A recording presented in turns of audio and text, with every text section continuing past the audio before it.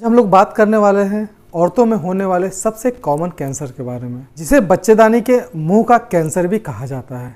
इसे आमतौर पे हम लोग सर्वाइकल कैंसर के नाम से भी जानते हैं। यह ज़्यादातर 30 से लेकर 60 साल तक की जो फीमेल्स होती हैं उनमें कॉमनली देखा जाता है। फीमेल्स में होने वाले जितने भी कैंसर होते हैं उनमें से लगभग 6 से लेकर 30% तक सर्वाइकल कैंसर ही पाया जाता है। दोस्तों, ये जो सर्वाइकल कैंसर होता है यानी कि जो बच्चेदानी के मुंह का जो कैंसर होता है, ये ब्रेस्ट कैंसर के बाद सबसे ज़्यादा पाया जाने वाला दूसरे नंबर का कैंसर होता है। एक अनुमान लगाया जाए तो करीब 1 लाख से ज़्यादा महिलाएं हर साल इस सर्वाइकल कैंसर से पीड़ित होती हैं। इनमें से लगभग 60,000 महिलाएं अपनी जान तक खो देती हैं। महिलाओं में जो सबसे खतरनाक जो कैंसर होते हैं उनमें से ये सर्वाइकल कैंसर भी बहुत ज़्यादा जाना जाता है। इसलिए दोस्तों, आज का वीडियो आप लोगों के लिए बहुत ही इंपॉर्टेंट है। अगर आपके घर में महिलाएं हैं, बच्चियां हैं, तो ये वीडियो आप लोगों के लिए फ़ायदेमंद साबित हो सकता है।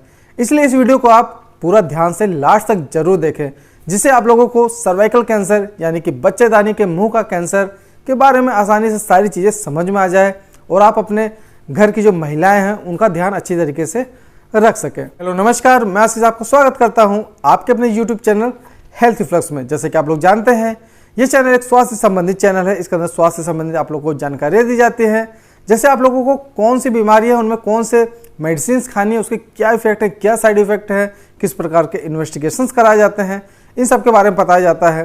तो जो भी लोग स्वास्थ्य संबंधित वीडियो देखना पसंद करते हैं, मेरा उनसे रिक्वेस्ट है कि मेरे इस चैनल को आप जरूर सब्सक्राइब करें, साथ में बेल आइकन दबा के ऑल पे क्लिक करना ना भूलें, जिससे मेरी जो आने वाली नई वीडियो है उनकी नोटिफिकेशन सबसे पहले आप लोग तक आसानी से पहुँच सकती है।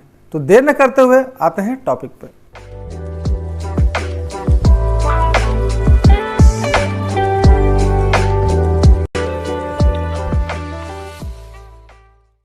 आइए अब समझते हैं इसके रिस्क फैक्टर के बारे में, यानी कि किन किन महिलाओं में सर्वाइकल कैंसर होने के जो चांसेस हैं वो काफ़ी ज़्यादा होते हैं। दोस्तों, जो सबसे मेन पहला कारण होता है वो होता है HPV वायरस।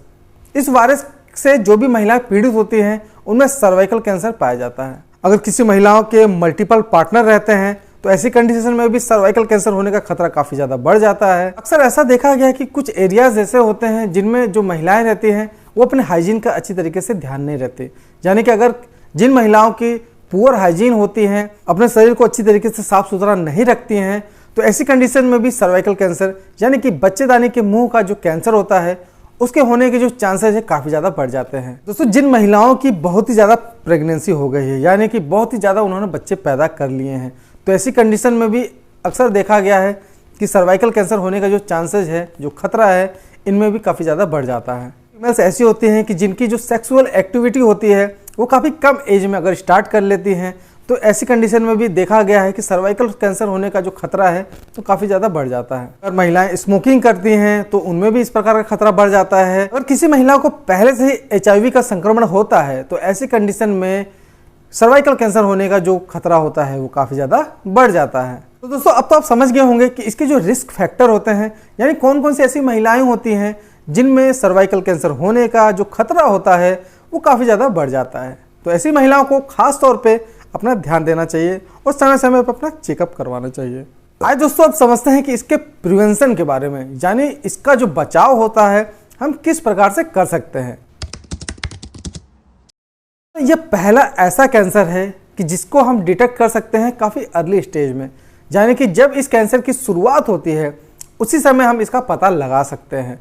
तो अगर आप इसका पता सही समय पे लगा लेंगे तो इसका इलाज करना भी आसान होगा। दोस्तों, एक बहुत ही सस्ता और सिंपल टेस्ट होता है जिसे हम कहते हैं पेप स्मीयर टेस्ट। इसके अंदर क्या होता है कि जो बच्चेदानी के पास का जो लिक्विड होता है उसको सैंपल के तौर पे ले लिया जाता है। सैंपल को लेने के बाद यह पता किया जाता है कि इसके अंदर कोई खराब सेल्स तो नहीं है। टेस्ट और होता है जिसको हम कहते हैं काल्पोस्कोपी टेस्ट। इसमें बच्चेदानी के अंदर दूरबीन से यह चेक किया जाता है कि इसके अंदर कोई खराब सेल्स यानी कुछ ऐसी सेल्स तो नहीं है कि जो कैंसर का कारण हो सकती है। इसकी जांच की जाती है और अगर जांच में यह संदेह होता है कि किसी जगह पे कैंसर सेल्स की उपस्थिति दिख रही हो तो उस जगह के कुछ सेल्स को ले लिया जाता है और उसको बायोप्सी टेस्ट के लिए भेज दिया जाता है। दोस्तों, ये तो था प्रिवेंशन, यानी कि इसके अंदर आप यह पता कर सकते हैं कि कौन कौन से ऐसे टेस्ट होते हैं जिनके द्वारा कैंसर सेल का पता लगाया जाता है। आइए दोस्तों, अब समझते हैं कि अगर आपको कौन कौन से ऐसे लक्षण दिखाई देते हैं जिसको देख के आपको समझ जाना चाहिए कि अब समय हो गया है आपको अपने गायनिकोलॉजिस्ट के पास जाने का। तो सबसे पहला कि अगर आपका पीरियड काफ़ी हैवी हो रहा है, इसका यह मतलब है कि अगर आपके पीरियड के अंदर काफ़ी ज़्यादा ब्लीडिंग हो रही है, काफ़ी ज़्यादा ब्लड आ रहा है, तो उसको आपको अपने डॉक्टर को जाकर दिखाना चाहिए। अगर पीरियड आपका खत्म हो गया है, उसके बाद कुछ दिनों बाद फिर अचानक चालू हो जाता है, तो ऐसी कंडीशन में भी आपको अपने गायनिकोलॉजिस्ट के पास जाके चेकअप कराना चाहिए। अगर किसी महिला का, किसी फीमेल्स का मेनोपॉज आ गया, यानी कि उनके जो पीरियड्स होने का जो टाइमिंग होता है वो बंद हो गया है, लेकिन उसके बाद भी अचानक पीरियड्स आने लगते हैं, तो ऐसी कंडीशन में भी आपको अपने गायनिकोलॉजिस्ट के पास जाकर जांच करवाना चाहिए। आपके वेजाइना में से काफ़ी ज़्यादा वाइट डिस्चार्ज हो रहा है और काफ़ी ज़्यादा बैड स्मेल वाला लिक्विड अगर निकल रहा है, तो ऐसी कंडीशन में भी आपको अपने गायनिकोलॉजिस्ट के पास जाके इसका चेकअप करवाना चाहिए। यूरिन पास करते समय अगर उसके अंदर बार बार ब्लड आ रहा है या यूरिन पास करते समय काफ़ी ज़्यादा पेन होता है, तो ऐसी कंडीशन में भी आपको अपने गायनिकोलॉजिस्ट के पास जाना चाहिए और इसका चेकअप कराना चाहिए। कभी कभी ये भी देखा गया है कि जो इंटरकोर्स करते समय अगर काफ़ी ज़्यादा ब्लीडिंग होने लगती है या बार बार ब्लीडिंग होती है, तो ये भी सर्वाइकल कैंसर का शुरुआती लक्षण हो सकता है। तो अगर इन सब प्रकार के अगर आपको लक्षण दिखाई देते हैं, तो आपको अपना शर्म छोड़ के अपने गायनिकोलॉजिस्ट के पास जाना चाहिए और इसका जांच करवाना चाहिए, क्योंकि अगर जांच करवाने में अगर देरी हो जाती है और सर्वाइकल कैंसर का स्टेज काफी ज्यादा बढ़ जाता है, तो आपको काफी ज्यादा समस्या का सामना करना पड़ सकता है। दोस्तों, जैसा कि मैंने आप लोगों को पहले बताया था कि इसका जो टेस्ट करने का जो तरीका होता है, पेप स्मेयर टेस्ट होता है या कॉल्पोस्कोपी टेस्ट के द्वारा अगर जरा सा भी सस्पेक्टेड एरिया दिखाई देता है, तो उस जगह का बायोप्सी करते हैं या पीस टेस्ट भी कर सकते हैं। इन सब टेस्ट के करने के बाद ये पता लगा जाता है कि पेशेंट के अंदर कैंसर सेल तो नहीं बन रही है। एक बार ये पक्का पता चल जाता है, तो उसके बाद कुछ और अन्य टेस्ट भी करवाए जाते हैं, जैसे सीटी स्कैन्स कराए जाते हैं, एमआरआईज कराई जाती हैं या ब्लड का सैंपल भी लिया जा सकता है। यूरिन के रास्ते की भी जांच की जाती है और जो लैट्रिन के रास्ता होती है उसकी भी जांच की जाती है, क्योंकि ये बच्चेदानी की बिल्कुल पास होती है। ये सब करने के बाद और ये सब पता लगाने के बाद डायग्नोसिस बनाना पड़ता है। डायग्नोसिस में ये देखना पड़ता है कि ये जो कैंसर सेल है, यानी कि जो कैंसर है,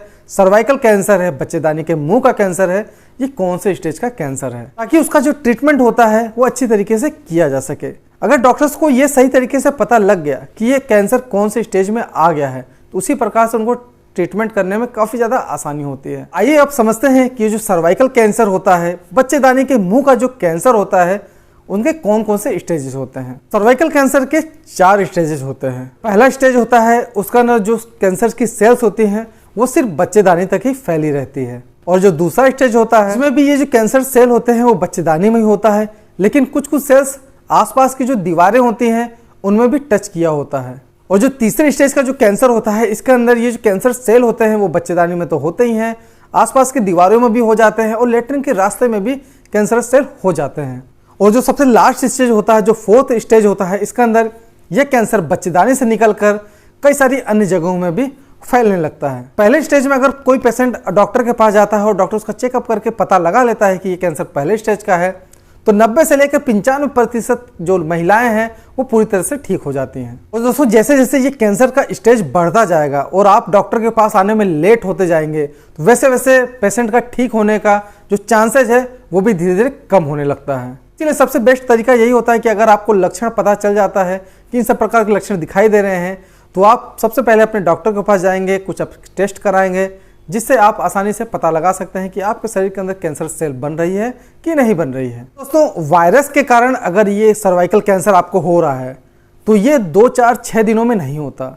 ये प्रक्रिया काफ़ी लंबे समय से चल रही होती है, तो इसका पता लगाना भी काफ़ी ज़्यादा आसान होता है, क्योंकि इसके जो लक्षण होते हैं वो काफ़ी पहले दिखाई देते हैं। उन लक्षणों को पहचान कर आप अपने गायनिकोलॉजिस्ट के पास जाएंगे और जांच करवाएंगे, तो ये जो HPV वायरस का जो संक्रमण होता है वो सामने आ जाता है। लेकिन दोस्तों, कुछ फीमेल्स ऐसी होती हैं कि जो हिचकिचाहट के कारण अपनी समस्याओं को किसी से शेयर नहीं कर पाती।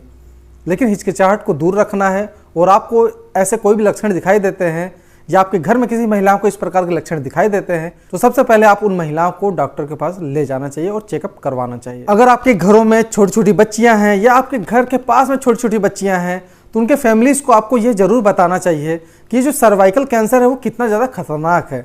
इसके बारे में जानकारी आपको होनी चाहिए और आपकी ये जिम्मेदारी बनती है कि आपके द्वारा अन्य लोगों को भी इसके प्रति आपको जागरूक करना चाहिए। जैसे कि मैंने आप लोगों को पहले बताया कि अगर आपके घर में बच्चियां हैं, 9 से 16 साल तक की एज की बच्चियां हैं, तो ये जो HPV वायरस होता है उसके खिलाफ एक वैक्सीन आती है।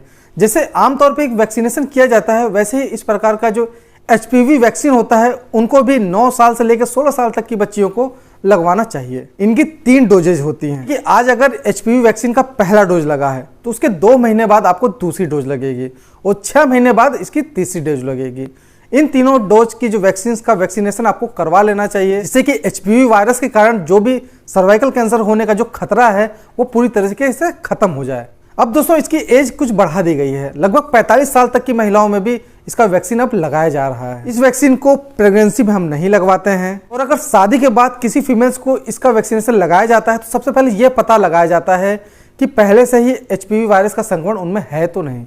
अगर HPV वायरस का संक्रमण उनमें पहले से नहीं होता है तो ही उनको वैक्सीनेशन किया जाता है। लेकिन दोस्तों सबसे बेस्ट तरीका यही होता है कि शादी से पहले HPV वैक्सीन का वैक्सीनेशन करवा लेना चाहिए, जिससे ये काफी बेहतर रिजल्ट देता है। दोस्तों मुझे लगता है कि मैंने सर्वाइकल कैंसर के बारे में जो कुछ जरूरी जानकारियां थी वो आप लोगों को दे दी है। लेकिन इसके बावजूद भी अगर आपके मन में कोई भी सवाल है, कोई भी शंका है, कोई भी प्रश्न है जिसको आप मुझसे पूछना चाहते हैं तो जरूर आप कमेंट करिए। क्वेश्चन मिलते ही इसका जवाब मैं आप लोगों को तुरंत दे दूंगा। उम्मीद करता हूं कि आप लोगों को ये जानकारी अच्छी लगी होगी। अगर ये जानकारी आप लोगों को अच्छी लगी है तो आप अपने जिम्मेदारी को समझते हुए इस वीडियो को ज़्यादा से ज़्यादा शेयर करें, जिससे कि हमारे समाज की जो महिलाएं हैं उनमें जागरूकता फैल जाए और वह इस खतरनाक सर्वाइकल कैंसर यानी कि बच्चेदानी के मुंह का जो कैंसर होता है उससे बच सकें और अपने अपने परिवारों को अच्छी तरीके से संभाल सकें। इसी प्रकार से स्वास्थ्य संबंधी वीडियो देखने के लिए मेरे चैनल को आप सब्सक्राइब करना ना भूलें। मिलते हैं किसी और अन्य टॉपिक पे, तब तक के लिए रहो हेल्दी, जियो हेल्दी। जय हिंद।